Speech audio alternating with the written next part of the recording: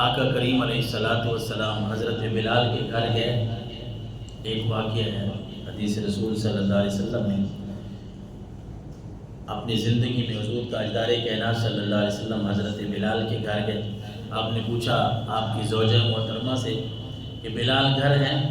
انہوں نے عرض کیا نہیں حضور بلال تو گھر نہیں ہے، اور ساتھ ایک بات پوچھ لی کہ اللہ کے رسول بلال ہر وقت قال رسول اللہ قال رسول اللہ قال رسول اللہ یہ کہتا رہتا ہے، میرے نبی نے آج یہ فرمایا، اللہ کے رسول نے آج یہ فرمایا، اللہ کے رسول نے آج یہ فرمایا۔ تو میرے آقا علیہ السلام نے فرمایا ما حدثک عنی بلال فقد صدق۔ اے بلال کی عالیہ محترمہ، بلال جو بات بھی مجھ سے سنتا ہے نا وہ آپ کو آ کے بتاتا ہے، اور وہ سچ ہی بتاتا ہے، اور یہ ان کی محبت ہے کہ وہ ہر وقت اللہ کے رسول صلی اللہ علیہ وسلم سے پیار کرتا ہے، وہ ہر وقت آقا کریم علیہ السلام کے تذکرے میں رہنا چاہتا ہے۔ تاجدار کائنات صلی اللہ علیہ وسلم کے ساتھ محبت اتنی ہے، اور آپ کے خازن بھی ہیں۔ آپ صلی اللہ علیہ وسلم اپنی زندگی میں جو آپ کا گھر کا جو نظام چلتا تھا، آپ نے حضرت بلال کو سونپا تو بلال آپ نے ہمارا سودا سلف لانا ہے، آپ نے یہ جو مہمان آتے تھے ان کو بھی سنبھالنا ہے، بلال آپ نے یہ کرنا ہے کہ جو مہمان آئے کسی کو اللہ کے نبی کے پاس اگر کوئی آئے اس نے کوئی سوال کرنا ہے، حضور نے بلال کو فرما رکھا تھا بلال کسی کو جواب نہیں دینا،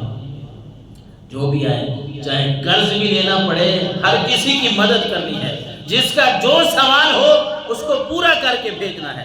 حضرت بلال کہتے ہیں ایک مرتبہ یہ وہ ابو داؤد شریف میں بھی حدیث مبارکہ بڑی ذوق والی ہے کہ حضرت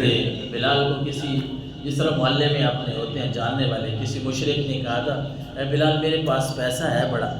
آپ کو ضرورت ہو تو مجھ سے لے لیا کریں پھر مجھے واپس کر دینا۔ حضرت بلال نے کہا چلو اس میں کیا ہے، اگر آپ خود کہہ رہے ہیں تو لے لوں گا۔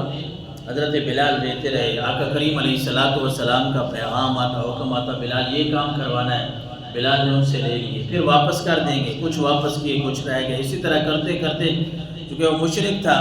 اور جس طرح اللہ نے فرمایا انما المشرکون نجس، یہ اندر کے پلید ہوتے ہیں، تو ایک دن حضرت بلال کہتے ہیں میں اذان دینے کے لیے تیار ہوا، وہ آ گیا اور اس نے بڑی بدتمیزی کی، ابھی کچھ دن ہمارے باقی تھے، وہ 4 دن رہتے تھے، میں نے جو پیسے واپس کرنے ہیں، اس نے کہا بلال وہ پیسے میرے واپس کر، تجھے پتہ ہے کہ وہ وقت آ گیا ہے، وہ وعدہ آ گیا۔ اس نے آقا کریم علیہ السلام کے لیے کوئی چند نازیبا جملے بولے، بلال کہتے ہیں مجھے بھی کہا میں بلال پیسے واپس نہیں کرے گا، دوبارہ غلام بنا دوں گا، دوبارہ بکریاں چروائے گا۔ بلال کہتے ہیں میں تاجدار کائنات صلی اللہ علیہ وسلم کی بارگاہ میں حاضر ہوا، اللہ کے رسول فلاں کو دیکھیے گا مشرک، خود اس نے کہا تھا ابھی ہمارے دن بھی رہتے ہیں اور میرے پاس تو اتنا انتظام نہیں ہے، آپ کے گھر بھی نہیں ہے، تو یہ قرض بھی اتارنا ہے، اب مجھے آپ اجازت دیں کہ میں کچھ عرصے کے لیے یا تو باہر چلا جاؤں مسلمانوں کے پاس کسی اور علاقے میں، پھر میں واپس آ جاؤں گا۔ اللہ کے رسول صلی اللہ علیہ وسلم نے فرمایا بلال آپ پریشان نہ ہو، آپ گھر چلے جائیں تو اللہ انتظام فرما دیتا ہے،